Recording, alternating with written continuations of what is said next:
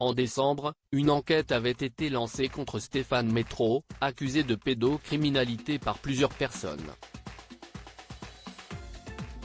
Le chanteur connu pour ses rôles dans des comédies musicales a été condamné, ce mercredi 15 février 2023, pour des abus envers l'une de ses élèves alors âgée de 14 ans. La justice a tranché pour Stéphane Métro. L'acteur-compositeur s'est fait connaître pour son rôle dans la comédie musicale Roméo et Juliette. En décembre 2022, Libération publiait une enquête concernant l'ex-coach de The Voice Kids, qui était accusé de pédocriminalité par plusieurs personnes. Parmi ces victimes présumées figurait Gwendal Marie Moutou, connue pour avoir interprété Simba dans la comédie musicale Le Roi Lion. Après 10 ans de silence, Gwendal Marie Moutou confiait avoir été violée par Stéphane Métro. « J'avais 14 ans et demi.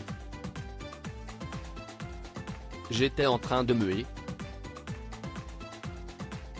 Ça s'est reproduit plusieurs fois. » En 1996, il était déjà accusé d'avoir abusé d'enfants de 10 et 11 ans en colonie de vacances, quand il en avait 18.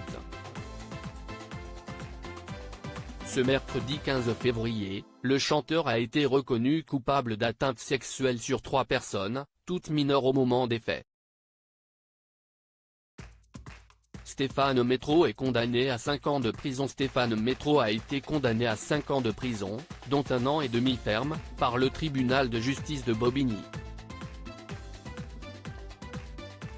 De plus, il est condamné à une interdiction définitive d'exercer une activité en contact avec les mineurs et à un suivi socio-judiciaire pendant 10 ans.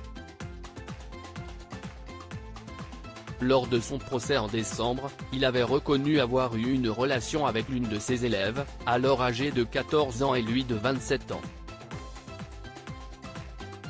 La victime, dont la liaison secrète a duré plusieurs années, était présente à l'audience.